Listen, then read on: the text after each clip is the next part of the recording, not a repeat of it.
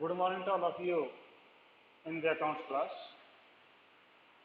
We were discussing yesterday chapter number 7, that was a company accounts. हमारा chapter जो है कल जो चल रहा था वो हमारा चैप्टर नंबर 7 जो है आपका पार्ट नंबर 2 कंपनी अकाउंट्स जो है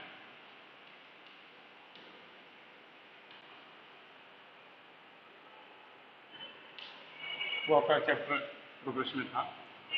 आज हम उसी को आगे लेके चलते हैं।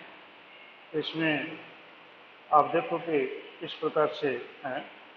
तो हमने हमने किया था वो हमने किया था कि आपकी जो पब्लिक कंपनी है और प्राइवेट कंपनी है उसके बारे में, और फिर हमने ओपीसी कंपनी के बारे में किया था। और आज हम जो है वो कर रहे हैं दैट इज शेयर। तो शेयर के बारे में हमने कल कुछ किया था। तो मीनिंग ऑफ शेयर, शेयर का जो मीनिंग था वो अब कैसे smallest part of capital is called as share, ये डेफिनेशन हमने कल डिफाइन की थी। And share also of two type, that is one was preference share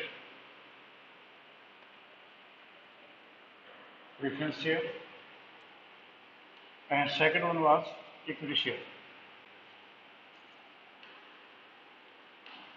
Second was equity share. आपका एक प्रेफरेंस शेयर था, एक इक्विटी शेयर था। ठीक है sir.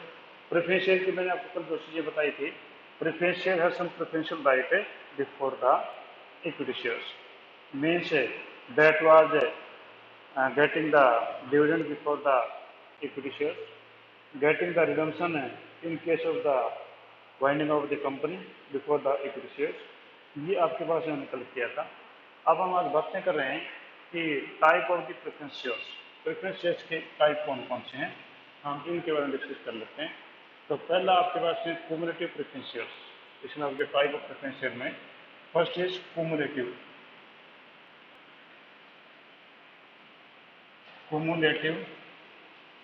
preference share. Cumulative preference share. Cumulative preference share. What are the cumulative preference shares?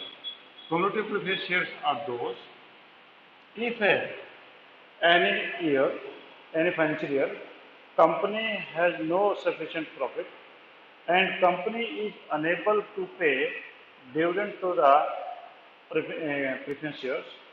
In that case, that dividend will be accumulated in the next year. Means if in 2017-18 company has not paid the dividend to preference shares because of not adequate profit, and that amount is rupees, dividend amount is that is 1 lakh, and in 2018-19 if company has sufficient profit, then this amount also will paid during 2018-19, means 1 lakh this amount and 1 lakh this year amount, means the preference shareholder will get 2 lakh this year. It means the last year dividend accumulated in the current year, it is called as a cumulative preference shares. आपका जो पिछले साल का जो dividend था वो पिछले साल मिला नहीं, तो कुमुलेट हो गया, आगे जुड़ गया और ये कुमुलेशन होकर के इस साल में आपको मिल जाएगा। तो these are called as a cumulative preference shares. Next is non-cumulative preference shares. Non-cumulative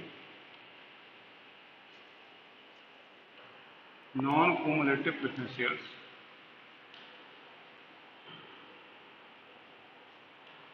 Non-cumulative preference shares.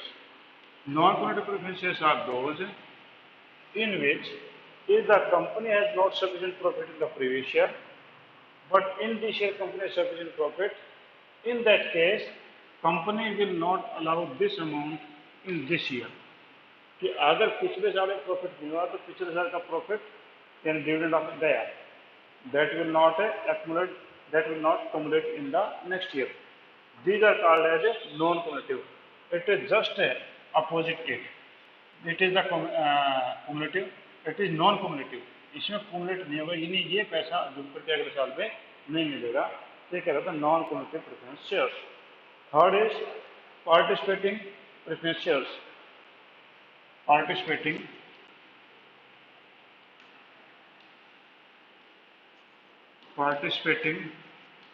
preference shares। Participating preference shares. Participating preference shares are those preference shares who get the participation in profit after getting the dividend.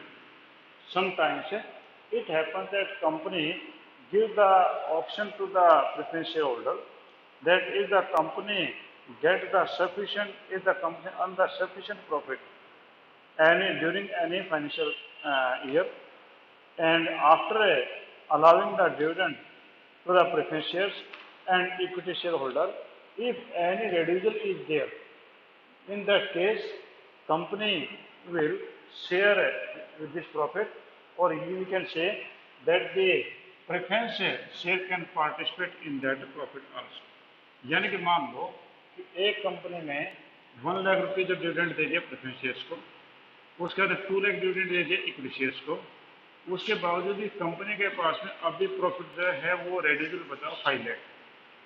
अब इस case में ये जो प्रेफरेंस शेयर हैं, ये इस 5 लाख के अंदर फिर दोबारा से प्रॉफिट में पार्टिसिपेशन कर सकते हैं। तो इसका मतलब ये हुआ कि they can make the participation in the residual of और in the surplus of the company.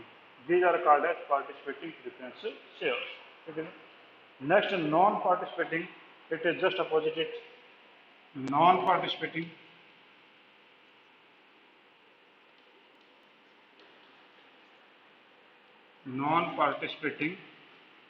preference share,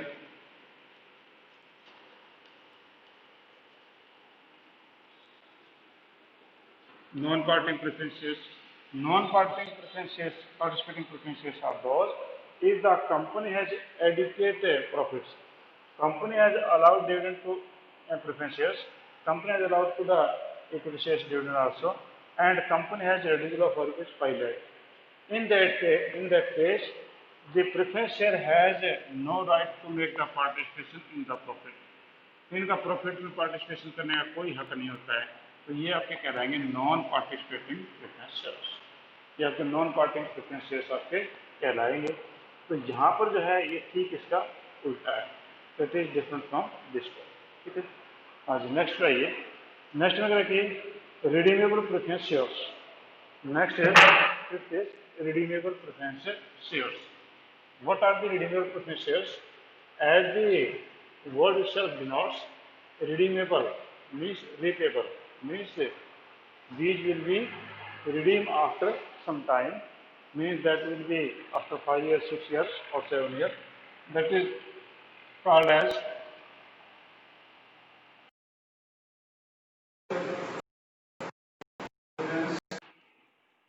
shares, redeemable preference shares। तो रिडीमेबल प्रेफरेंसेस आपके कौन से हैं, तो हम उसके बारे में बात करते हैं। ठीक है। क्या आप मेरी आवाज़ सुन पा रहे हैं? Hello hello. ठीक है, बीच में कॉल आ गई, मैं कभी डिस्कनेक्ट ना हो जाए। ठीक है, ओके, थैंक यू। हाँ जी, पता नहीं कौन बोल रहा है। हाँ जी, रिडीमेबल प्रेफरेंस शेयर्स हैं। तो रिडीमेबल प्रेफरेंस शेयर्स का मतलब होता है कि this shares which can be redeem after a certain period, means after fix period. ये जो आपके शेयर्स हम रिडीम कर देंगे, तो ये आपके रिडीमेबल कहलाते हैं। कि आपके जो प्रेफरेंस शेयर हैं that are given a time that we will repay जो आफ्टर 5 years, 4 years और 10 years, तो ये आपके कहलाएंगे रिडीमेबल। और नेक्स्ट होता है इरिडीमेबल। सिक्स्थ है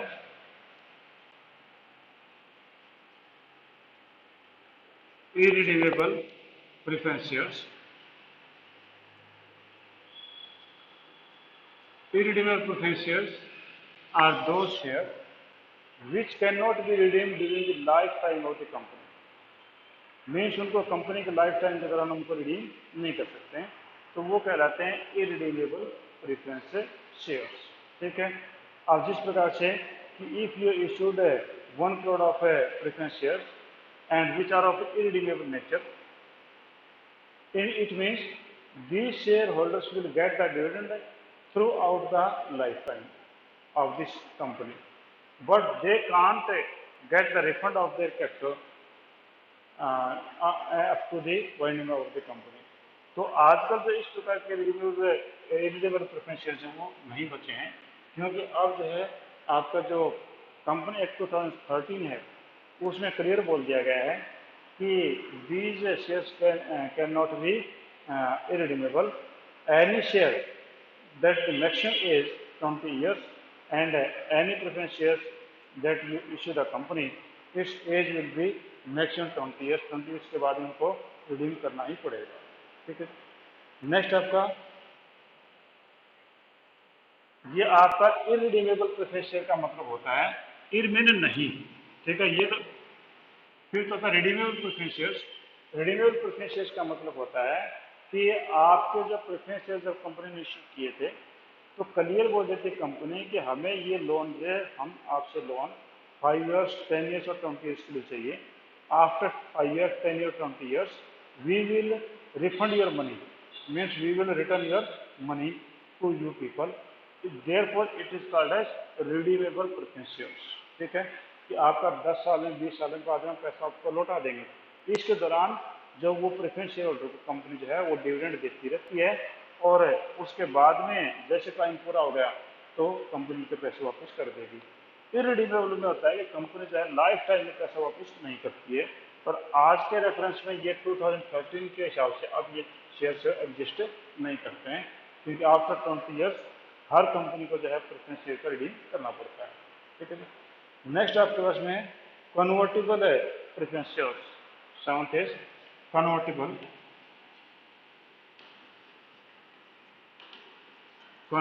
preference shares.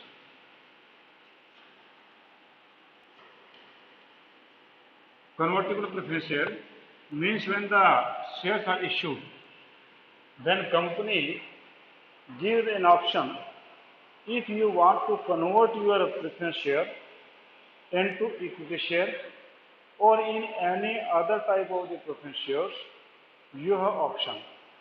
It means when the company has issued the preference share, the term and condition laid in advance for the conversion। क्योंकि कई बार ऐसा होता है कंपनी में जो है आपके इन्वेस्टर्स हैं, they have no faith in the company that company में रन फॉर लॉन्ग टाइम और not and they prefer to purchase only the preference shares, but company want that these person should purchase the equity shares, but the investor is not agree with it. Then company give the option if you want to purchase the preference share and that is of convertible nature, then you can purchase after the fixed time। The option is given to you if you want to convert them equity share or any other type of the shares, you can convert। तो आप उन्हें बदलवा सकते हैं कि आप जो convertible है प्रेफरेंस शेयर का मतलब ये है कि you can get them converted in any other type or any other class of the preference shares or equity shares। ठीक है जी। And last is non convertible, इसका ठीक इससे उल्टा है non convertible. Non convertible preference shares. Non convertible preference shares, आपके जो प्रेफरेंस शेयर्स हैं वो नॉन कन्वर्टिबल भी हो सकते हैं। Non convertible means the share which cannot be converted into other class or category of shares that are called as a non-convertible। It is just opposite to convertible shares।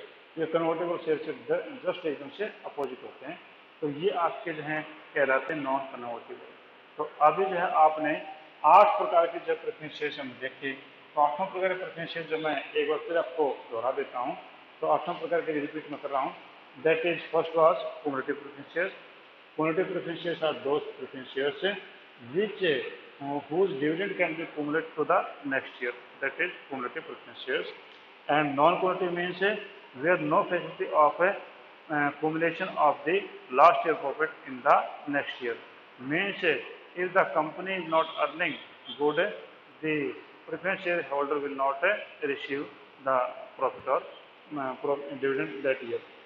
Participating preference shares are those preference shares which has right to participate in the reduction of the profit of the company or at the time of the winding of the company, if any surplus is there, they can participate in that surplus. And non-participating preference shares means which has no right to participate in the reduction or any surplus at the winding of the company. Redeemable preference, non-participating, हो गया. अच्छा, redeemable preference shares. Redeemable preference shares are those in which the shares can be redeemed after a fixed time. If the company issue the shares for the year of 10 years or 20 years, after completing the specific period, the company will redeem the preference shares. And non-redeemable means the company will not redeem these shares up to the date of the up to the winding of the company. Means only in case of the winding of the company, the share can be redeemed. Next was irredeemable. Irredeemable means which cannot be ये तो redeemable था होगा, irredeemable convertible. Convertible preference shares are those which has given the option to convert the shares in any class or category shares.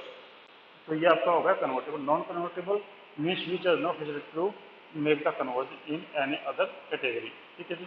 तो ये आपके पास में हो गए थे प्रेफरेंस शेयर्स, काफ़ी इजी वाले थे. तो अब आपके इक्विटी शेयर्स हैं. अब इक्विटी शेयर्स हैं वो कौन से होते हैं? तो इक्विटी शेयर है वो हम बोलते हैं समता अंश. समता अंश का मतलब ये हुआ कि all the persons, all the share holder the equal right in the companies affairs.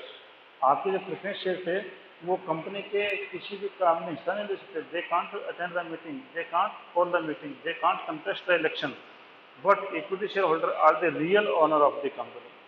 They are paid dividend after making the payment of all type the interest and expenses. And if the amount is there of profit, that will be divided among the shareholders. वो जो share holder के अंदर जब बांटा जाता है, तो अगर किसी साल में सफिशिएंट प्रॉफिट नहीं हुआ, then they will get nothing. And if next consecutive years there is a loss in the company and having no profit, then they will get nothing. उनको कुछ भी नहीं मिलेगा. But the characteristics is this, that the equity shareholders are the real owner of the company. They run the company. They call the annual general meeting every year, and the election take place. The person among the shareholders are elected as the managing director, president, vice president, and the other dignitaries, which run the company for the next years. Means that years में 1 year, 2 year, 5 year और जितना भी उनके election का जो time होता है, जो उनका मेमोरेंडम एसोसिएशन बोलता है, उस हिसाब से वो करते हैं. तो ये जो है आपके जब कंपनी का वाइंड अप होगा तो उसी दिन इन लोगों के पैसे वापस होंगे, वरना तो इक्विटी शेयर होल्डर का पैसा कभी भी वापस नहीं होगा. ठीक है जी. अब ये आपके इक्विटी शेयर प्रेफरेंस शेयर दोनों हो गए. अब हम बात करते हैं कि difference between preference share and equity shares. Preference share और इक्विटी शेयर के बीच में डिफरेंस क्या है? तो हम डिफरेंसेस को ऐसे ले लेते हैं जी. तो ये आपका बन जाएगा बेस ऑफ डिफरेंस, और यहाँ पर हम ले लेते हैं इक्विटी और उधर ले लेते हैं प्रेफरेंस. ठीक है. तो आपके पास में सबसे पहले हम ले लेते हैं जी, वो आपके पास बेसिस ऑफ डिफरेंस. बेसिस ये हो गया प्रेफरेंस शेयर, और ये हो गया इक्विटी शेयर. ठीक है. पहला डिफरेंस आपका बेसिस का है, वो है rate of dividend. First basis rate of dividend. Rate of dividend इनका तो हैविंग फिक्स रेट. आपका प्रेफरेंस शेयर है, उनका रेट ऑफ डिविडेंड जो है हैविंग फिक्स्ड रेट. इनका तो आप एलोकेशन भी करेंगे, ये लिखा 5% preference shares, 10% preference shares, 12% preference share, तो उसका मीनिंग ये है कि उनको इतना परसेंट ब्याज मिलेगा। जैसे हम कहते हैं कि 12% प्रेफरेंस शेयर्स हैं, इनका नाम ऐसा ही होगा 12% प्रेफरेंस शेयर, तो इसका मतलब ये हुआ कि इनको 12% इंटरेस्ट मिलेगा फिक्सन, ठीक है। जबकि इक्विटी शेयर में no fixed, not fixed interest, not fixed dividend, interest तो नहीं कहेंगे, इनको जो है कोई डिविडेंड जो फिक्स नहीं होता है, जबकि इनका डिविडेंड जो वो आपका फिक्स होता है। नेक्स्ट है arrear of dividend, arrear of dividend,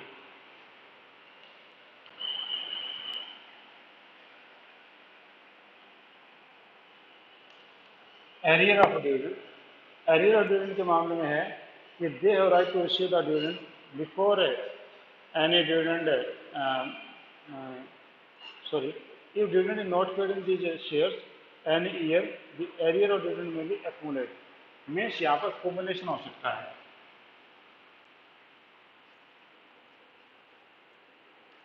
accumulation of dividend हो सकता है कि अगर आपका पिछले सालों में डिविडेंड नहीं मिला था तो cumulative प्रेफरेंस शेयर्स के अंदर accumulation हो सकता है।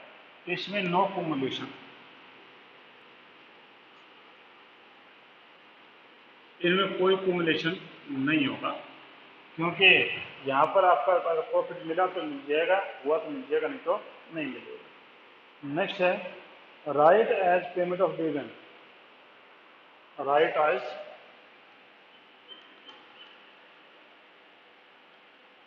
एज डिविडेंड, डिविडेंड का राइट, इसको प्रेफरेंशियल राइट है, इसको प्रेफरेंशियल राइट है, means these preference shares will get the dividend before the equity shares, ठीक है। और इसमें has, good morning, has no right, इनको जो है किसी प्रकार का राइट नहीं है कि आपका जो है पहले या बाद का, इनको तो सबसे बाद में मिलेगा आपका जो भी डिविडेंड है इनको, जबकि इक्विटी शेयर से पहले राइट है डिविडेंड देने का, ठीक है। नेक्स्ट में करेंगे preferential right as the payment of capital, यानी refund of capital, refund of capital, capital का रिफंड, कैपिटल का रिफंड जो है वो इसमें क्या होगा कि फर्स्ट राइट, इनको जो है प्रेफरेंशियल राइट बोलते हैं इसको, प्रेफरेंशियल राइट है कि if the company goes into liquidation, in that case preference shareholder will get the refund of the capital before the equity share, ठीक है। these has no right,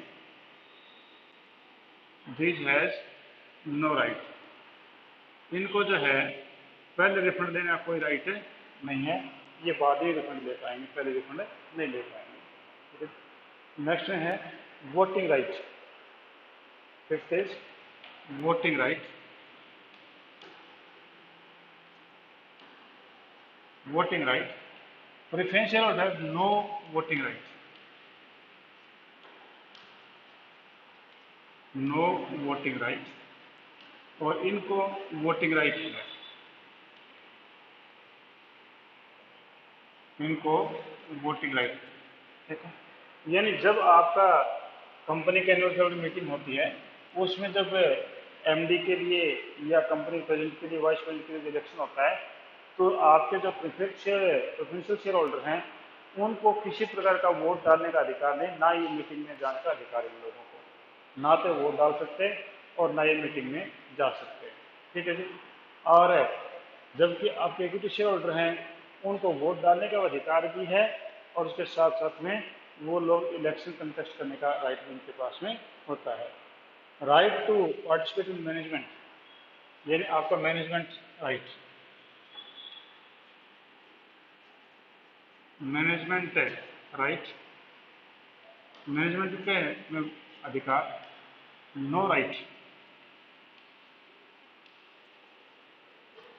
आपके जो हैं प्रेफरेंस शेयर होल्डर हैं they have no right to participate in the management, जबकि इनके पास में having full right, इनको तो मैनेजमेंट फुल राइट है, यानी इनको जो ये मैनेजमेंट में जा सकते हैं। इन लोगों को एनुअल जनरल मीटिंग में जाने का अधिकार भी नहीं है, जबकि उनको एनुअल जनरल मीटिंग में जाने का राइट आपका होता है। ठीक है जी। तो ये जो है इन दोनों के बीच में अपने डिफरेंसेस जो देखे, तो आपका प्रेफरेंस शेयर्स और आपके जो इक्विटी शेयर्स हैं, उन दोनों के बीच में आपके जो डिफरेंस हैं वो मैंने आपको बताए। तो आपका जो है company accounts, basis, preference shares, equity shares, पहले आपके पास था रेट ऑफ डिविडेंड, इनका having fix rate of dividend, जबकि not fix rate of dividend. दूसरा एरियर ऑफ डिविडेंड, इनमें कोमुलेशन हो सकता है, बाद मिल सकता है कम्युनिटी प्रेफरेंस शेयर्स में, इनमें no cumulation. Right as a dividend, right as dividend, उसका जो प्रेफरेंशियल राइट है डिविडेंड के ऊपर, यानी अगर कंपनी किसी साल में प्रॉफिट नहीं दे पाई तो सॉरी, अगर कंपनी जो है प्रॉफिट होता है तो इक्विटी शेयर से पहले इनको प्रेफरेंशियल राइट, विशेष अधिकार है कि वो डिविडेंड ले सकते हैं। इनका जबकि कोई राइट नहीं है, पहले इनको पे करना पड़ेगा। रिफंड ऑफ कैपिटल, इनका जो प्रेफरेंशियल राइट है कैपिटल रिफंड में, जबकि उनका नहीं है, यानी इनको पहले कैपिटल देनी पड़ेगी कंपनी वाइंड अप होती है तो। नेक्स्ट है voting right, no voting right to the preference share holders, जबकि दे फुल वोटिंग राइट है in companies voting. Next is management right, no right, जबकि उनको फुल राइट आपका होता है। ठीक है, तो ये दोनों के बीच में डिफरेंस था। नेक्स्ट टॉपिक आपको हम स्टार्ट कर देते हैं, डिस्कशन कल करेंगे। तो उसमें जो है आपका शेयर कैपिटल, ठीक है, तो थोड़ा शेयर कैपिटल के बारे में डिस्कस कर लें। और पूरा का पूरा चैप्टर, आपका पूरा चैप्टर जो है, ये जो मैं शेयर कैपिटल का जो पॉइंट आपको बताऊंगा, इसके ऊपर डिपेंड करेगा कि if you have understood or if you have understand the total topic of the share capital, then there will be no problem in this company account. Company account में कोई दिक्कत नहीं आएगी अगर ये टॉपिक आपने अच्छी तरीके से समझ लिया तो। और अगर ये समझ में नहीं आया तो आपको जो है आगे कहीं पर जो है कोई टॉपिक समझ नहीं आएगा कंपनी से रिलेटेड। ठीक है, तो आपका जो है kind of share capital, kind of share capital कितनी है, तो ये आपके पास में है kinds of share capital. Share capital के यानी इक्विटी शेयर की बात कर रहा है, ये प्रेफरेंस शेयर की बात नहीं कर रहा। प्रेफरेंस शेयर के तो आपने देख लिया था, वो टाइप ऑफ थे, काइंड भी थे, टाइप ऑफ प्रेफरेंस शेयर थे। अब ये आपके जो है शेयर कैपिटल के जो काइंड कितने प्रकार के हैं, तो शेयर कैपिटल में सबसे पहले होते हैं अथोराइज कैपिटल। ठीक है, ये कई नाम है authorised capital,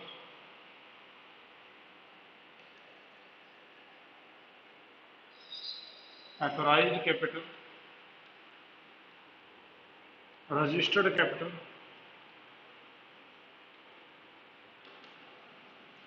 authorised capital, registered capital, यह इसका नाम है nominal capital. Amit sir, sorry वो मित्र मित्र मित्र को मित्र,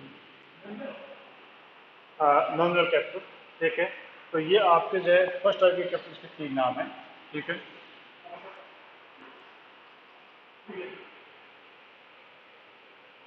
हाँ जी, तो आपका जो authorised capital, registered capital, nominal capital, ये तीनों प्रकार के कैपिटल्स के नाम होते हैं। तो पहले टाइप के कैपिटल अथोराइज कैपिटल। अब अथोराइज कैपिटल का मतलब क्या हुआ, करते ही समझ लो। अथोराइज कैपिटल का मतलब होता है authorised capital refer to the amount which is stated, this is the maximum capital which the company authorized to get this capital. आपको मान लो ये company है,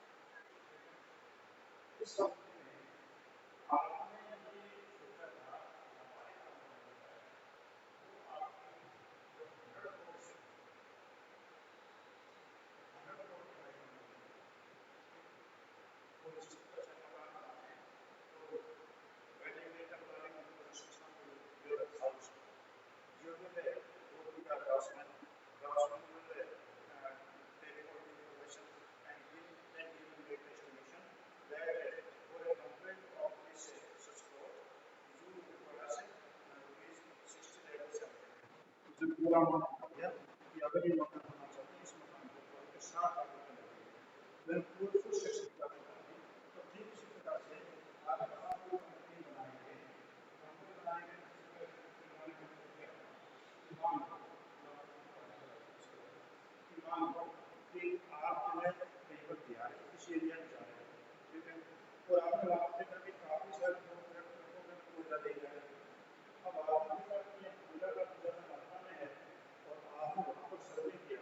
तो पता चला कि यहाँ पर जो है काफी सारी जो कोयले की खान है, तो क्यों ना हम जो है यहाँ पर एक कोयला निकालने का काम ये देखा कि यहाँ पर ज्यादा खर्चा होगा, क्योंकि पहले कोयले की खान उसके बाद में फिर जो है वहाँ पर मशीनें लगानी पड़ेगी, कोयला निकालने के लिए वहाँ पर जो है कई हजारों रुपये चाहिए। उसके बाद में हमारे पास ट्रक चाहिए, उसके बाद में हमारे पूरे देश में कोयला बेचने के लिए हमारे डिपोजिट मिलेंगे, फिर वहाँ तक ट्रक जाएंगे, ड्राइवर चाहिए। इसका मतलब क्या होगा, पूरा का पूरा प्लान देखा और बाद में अपना अंदाजा लगाया कि ये कंप्यूटराइज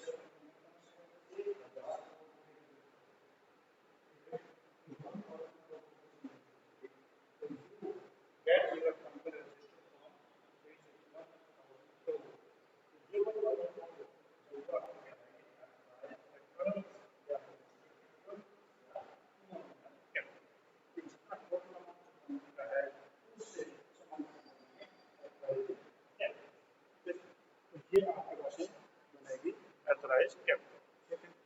अब हम जो है आज इतना ही कर लेते हैं, उसके बाद हम कल दूसरा करेंगे अगला टॉपिक। तो कोई प्रॉब्लम है तो आप मुझसे पूछ सकते हैं, अदरवाइज फिर हम we will proceed for the next topic by tomorrow of the second. ठीक है, हाँ जी।